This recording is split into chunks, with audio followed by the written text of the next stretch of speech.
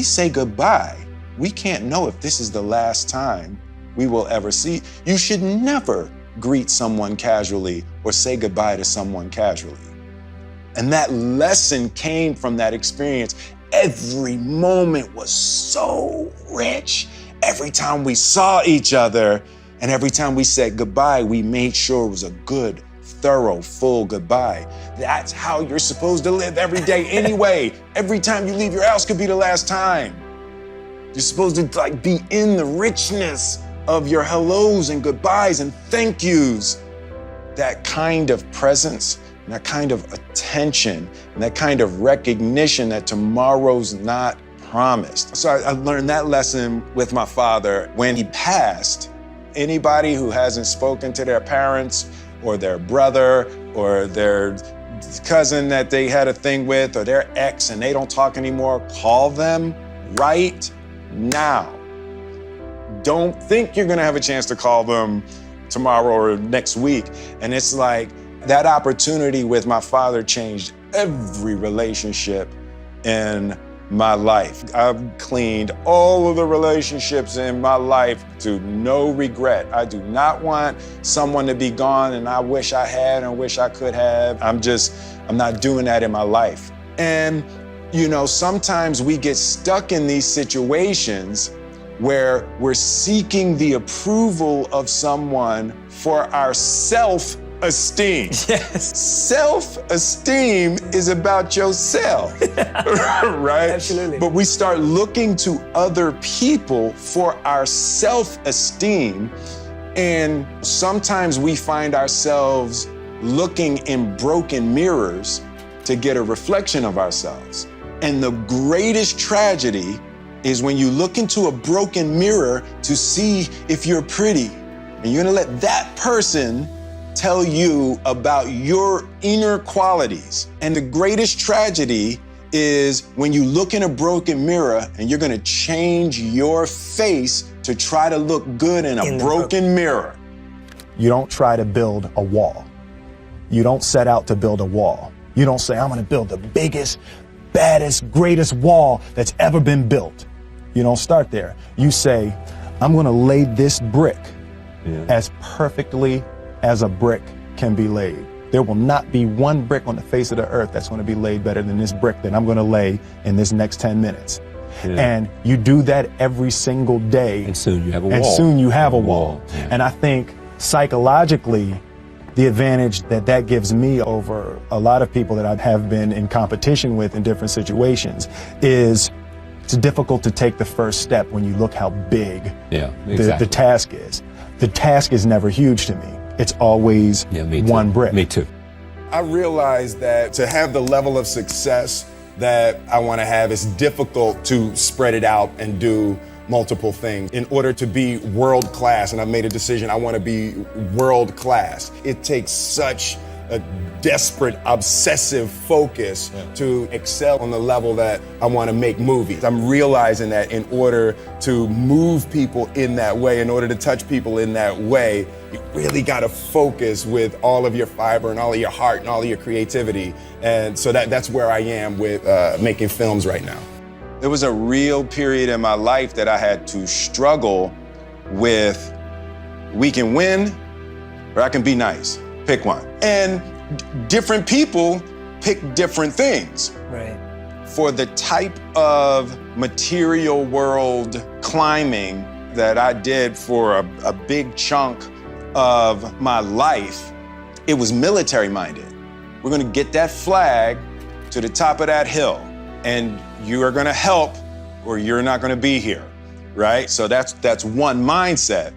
And then after I got the flag to the hill a couple of times and kept getting the flag to the hill and realized that you don't feel good and you've scorched earth around you and nobody's really happy. And then I started to have to question that mindset. I had equated winning with happiness, right? It's like, we're winning, what is y'all problem?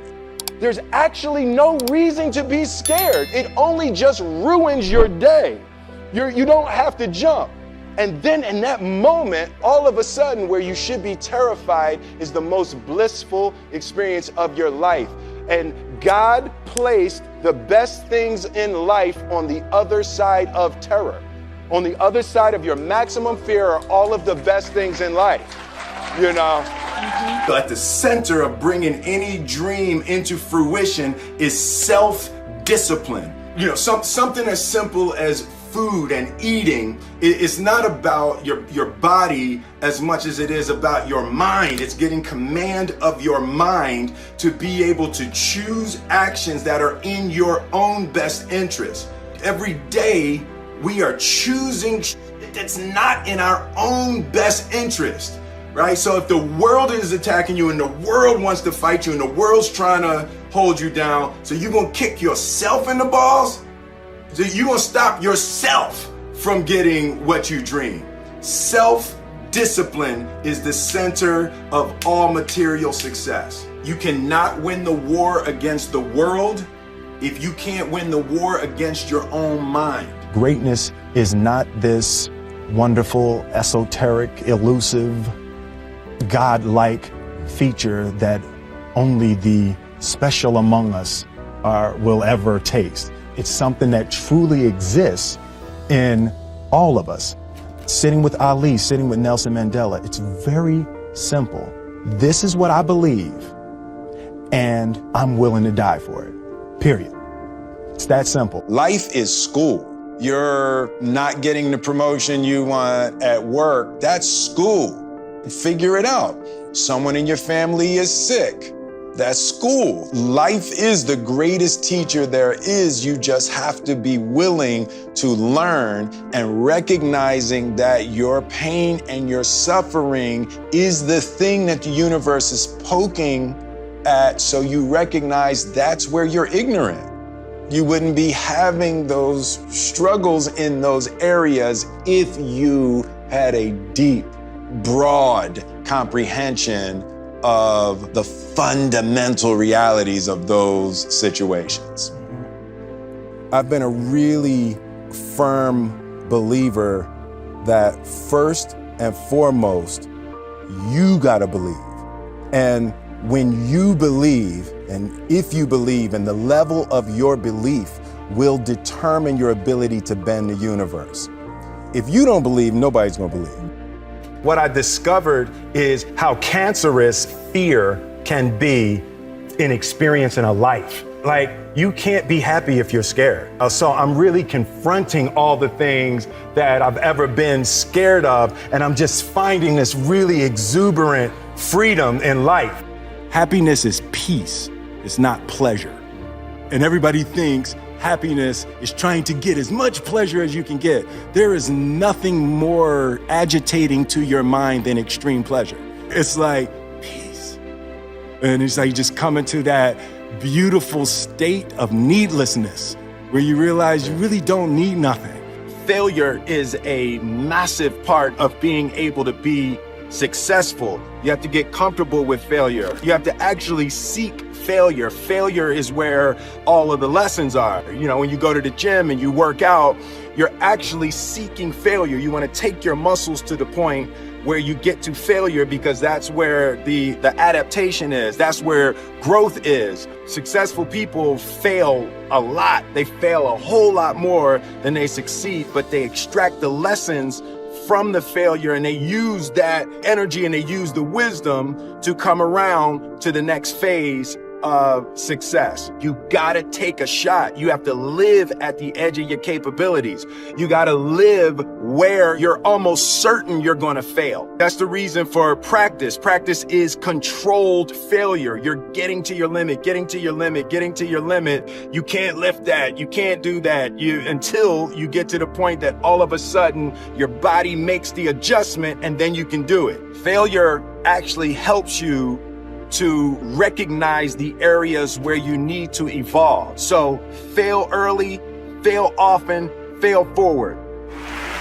As a child, my parents always told me you could be whatever you want to be. You could do whatever you want to do. And you know, that office, that position, the highest office on the face of the earth, it was something I heard my parents saying it, but I didn't totally believe it. Yet I went out in the world and I carried myself and I held my head high and I stood there and I looked people in their eyes and I talked to people as if I was deserving of everything that this planet has to offer. So I really want to say to children out there and to people who are watching, Confucius said one time, he who says he can and he who says he can't are both usually right. And I want you to keep in your heart, just know that you can. Know that you